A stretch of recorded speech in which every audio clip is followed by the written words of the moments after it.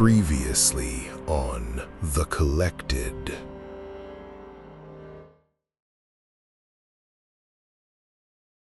Hell stood. She was very tall. In the flat airport light, she cast a shadow that went in the wrong direction, falling away from every light source at once, as if the darkness answered to her rather than to physics. He looked up. He looked directly at her, and his face went very still, not afraid exactly, like recognition, like something he had always half known had finally shown itself clearly. "Oh," he said softly.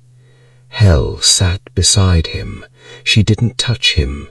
She didn't have to. Behind her, Sigrun remained seated. She watched. Her hands rested on her knees, and she stared at the gate window, at the dark tarmac, at the lights of planes moving slow and silent in the black sky. She didn't argue any more. Douglas Ferris closed his eyes. The paper cup fell.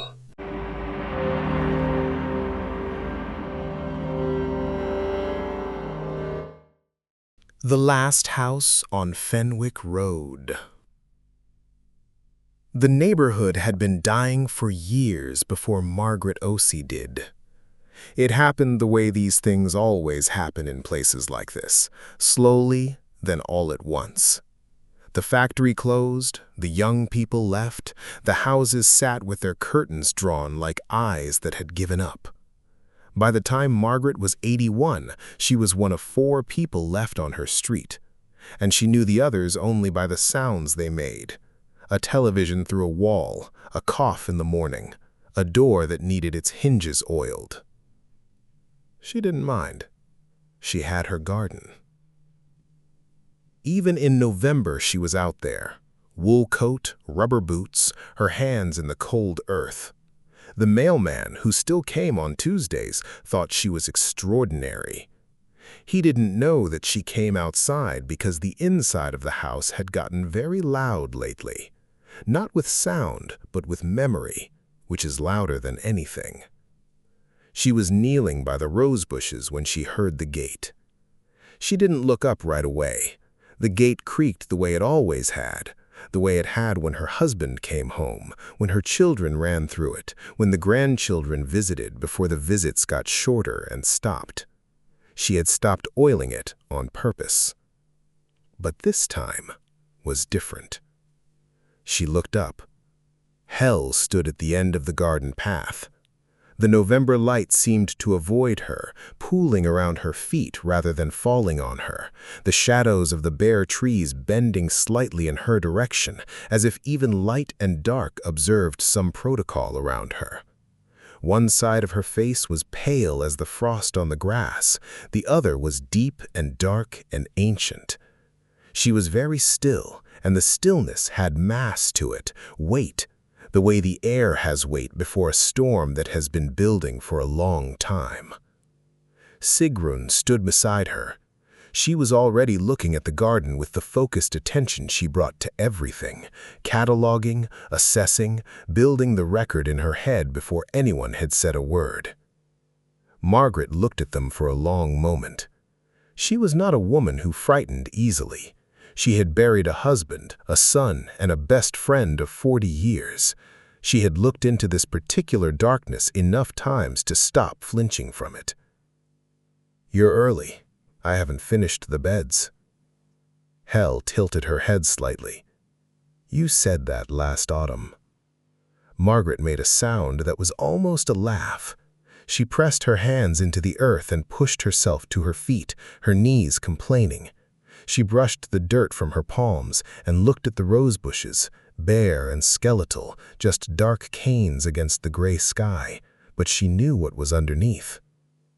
She always knew what was underneath. "She's not a soldier," Sigrun said. She wasn't speaking to Margaret. Her voice was low and precise, the tone of someone presenting evidence. 60 years of this garden. She worked through breast cancer in 2009, 18 months of treatment, never stopped. Her daughter came to do the garden for her, and she sent her away because she needed something to be hers. She paused. That kind of fight belongs in my record. You're cataloging her garden, Hel said. I'm cataloging her. Sigrun looked at Hel directly. There's a difference. I didn't bring you here. I know. I came because I wanted to see her. The silence that followed had weight to it. Hel looked at Sigrun for a moment, something unreadable behind those flat, deep eyes, and then looked back at the garden. Who is that for? Sigrun asked. She was looking at the far corner, where a small iron bench sat rusting beside a lilac tree. For her husband. He liked to sit there in the evenings. He's been gone 14 years, and I still set his cup out in the mornings. I know it's foolish. It isn't, Hel said quietly. Sigrun turned away from the bench. Her jaw was tight. She looked at the sky, the flat pewter sky, performing the act of not being moved. Hel stepped forward. She moved between the rose beds without disturbing anything, without brushing a single bare cane, as if the garden parted for her. She stopped in front of Margaret. Up close, she was extraordinary, terrifying the way vast and ancient things are terrifying. But her expression was not cruel. It was final. The way a door is final, the way a season is final. Margaret looked up at her without stepping back. My garden. Come spring. It will come. Will anyone see it? No answer, which was its own answer. Margaret nodded. She looked at the rose beds one last time, the turned earth, the mulch laid against the frost. Then she looked at the iron bench. Something in her face went very quiet, very still, like a light that doesn't flicker out, but simply stops. Hel moved. The garden was quiet. Sigrun walked to the bench. She stood in front of it. On the small table beside it, barely visible under frost, sat a ceramic cup, faded blue flowers on white. She didn't touch it. She turned up her collar and walked back through the gate without looking back.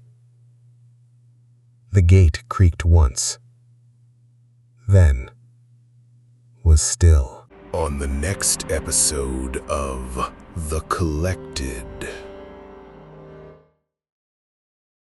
The lights flickered just once, and in that second Marcus saw the two women standing at the far end of the car. The lights came back. They were still there. Hel stood absolutely still, her shadow falling wrong across the floor of the moving train, angled against the direction of travel as if she answered to a different set of rules. The cold in the car dropped noticeably, not the cold of the AC, but something older and more deliberate, coming from her the way cold comes off deep water. She was watching Marcus with those flat, lightless eyes, and the watching had weight. Sigrun stood beside her, arms crossed, already building her case before a word had been said. Nobody else in the car reacted. The college kid hadn't looked up. His chest stuttered.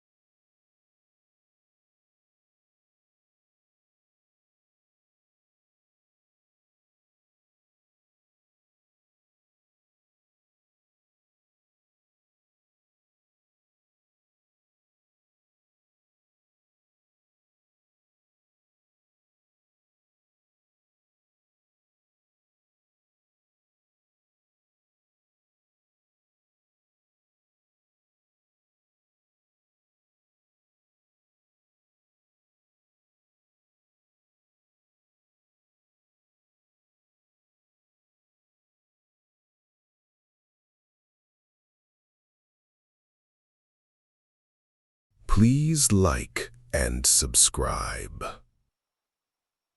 On the next episode of The Collected.